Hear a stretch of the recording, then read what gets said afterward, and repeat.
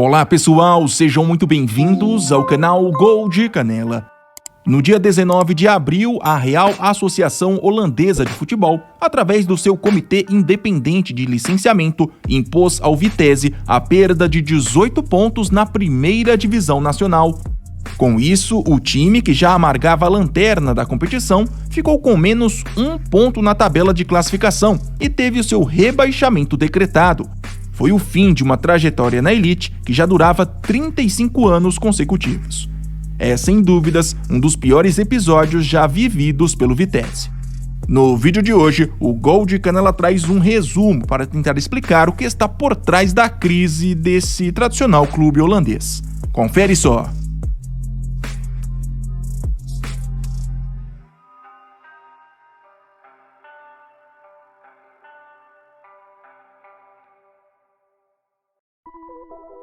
É preciso voltar no tempo para entendermos a complicada situação vivida pelo Vitesse na atualidade. Após viver na década de 90 o seu primeiro grande período de sucesso, com direito a um histórico terceiro lugar no campeonato holandês, na temporada 1997-1998, o Vitesse entrou no século XXI cheio de problemas. Sem dinheiro, passou a ser uma figura presente na parte de baixo da tabela da elite e até chegou a lutar diretamente contra o rebaixamento. Além disso, as dívidas acumuladas e as ameaças iminentes de falência acrescentaram mais desafios ao cenário já complexo.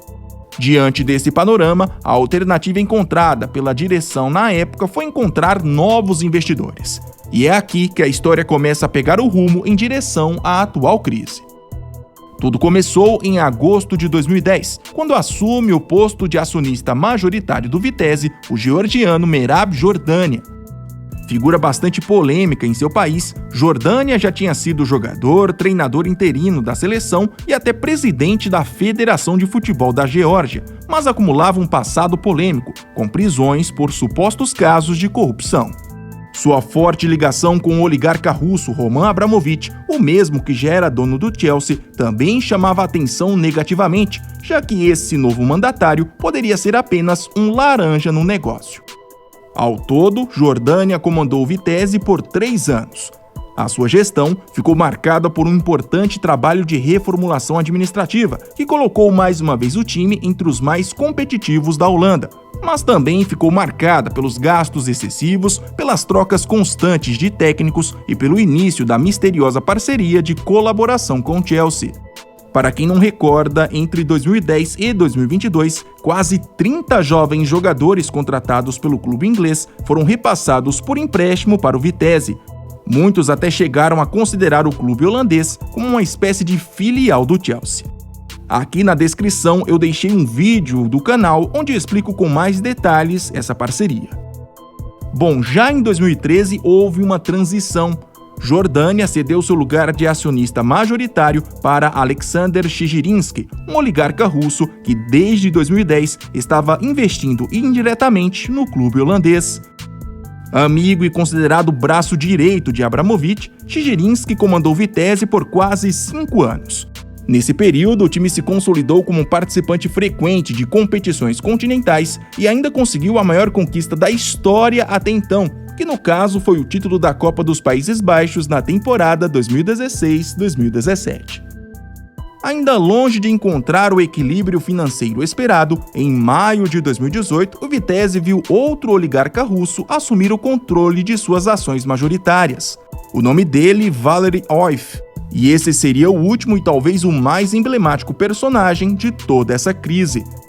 Ao todo, até dezembro de 2021, Oif comandou normalmente o Vitesse, dando uma espécie de continuidade ao trabalho que já vinha sendo feito desde 2010. Entretanto, com o início da invasão russa à Ucrânia, tudo mudou.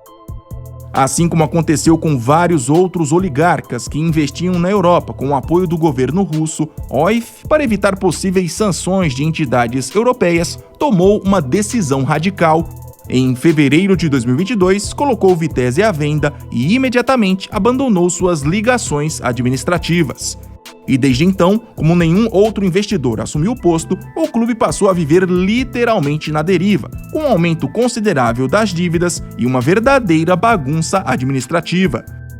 Na temporada 2022-2023, que foi a primeira sem o dinheiro russo, o Vitesse terminou em um modesto 10º lugar no campeonato holandês e na atual temporada estava na lanterna com míseros 17 pontos antes da dura punição por parte da Real Associação Holandesa de Futebol.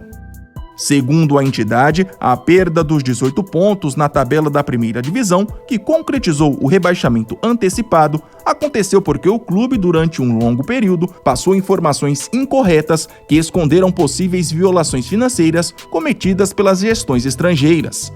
Entre essas violações estão uma possível interferência de Roman Abramovich na administração do Vitesse e até lavagem de dinheiro. Toda essa investigação segue sendo feita pelo Ministério da Economia da Holanda. Para focar na manutenção da sua licença profissional, o núcleo administrativo do Vitesse optou por não apelar contra a perda dos 18 pontos. Afinal, mesmo se mantivesse a pontuação, dificilmente o clube conseguiria escapar do rebaixamento. Faltam só 3 rodadas para o fim da atual temporada. O Vitesse estava há 35 anos consecutivos na elite e nunca havia caído de divisão. Agora, o principal objetivo desse núcleo de administração é tentar achar uma maneira de tirar as ações majoritárias das mãos de Valer Oif. Essa é uma das exigências feitas pela Real Federação Holandesa, até para evitar que o clube seja punido internacionalmente por algum tipo de ligação com a Rússia. Esse núcleo tem só até o dia 15 de junho para resolver essa questão e apresentar um relatório administrativo que comprove que o clube tem condições de continuar em atividade. Caso contrário, perderá a licença profissional e terá que recomeçar nas divisões amadoras do país.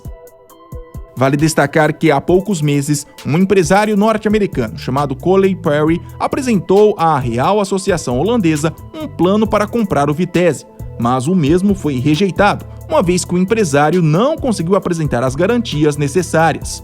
O pior é que o clube deve agora a Perry cerca de 15 milhões de euros. Esse valor é resultado de empréstimos que foram feitos com a garantia de que a venda do Vitesse seria concretizada. O Vitesse ainda vem sofrendo com problemas com o empresário Michael van de Kut, que desde 2018 é o dono do estádio do clube. Existem divergências no pagamento do aluguel do estádio. É realmente uma história delicada e que possivelmente terá muitos outros capítulos pela frente. Só a título de curiosidade, até pouco tempo, Merab Jordânia, o mesmo que protagonizou o início dessa saga estrangeira no Vitesse, estava no comando do Valletta, um dos mais tradicionais clubes do futebol de Malta. Em crise, na atual temporada, esse mesmo time caiu pela primeira vez na história para a 2ª Divisão Nacional. O que você acha dessa situação do Vitesse? Deixe aqui nos comentários. E não se esqueça, se gostou do vídeo e ainda não é um inscrito, por favor se inscreva no Gol de Canela. Até mais!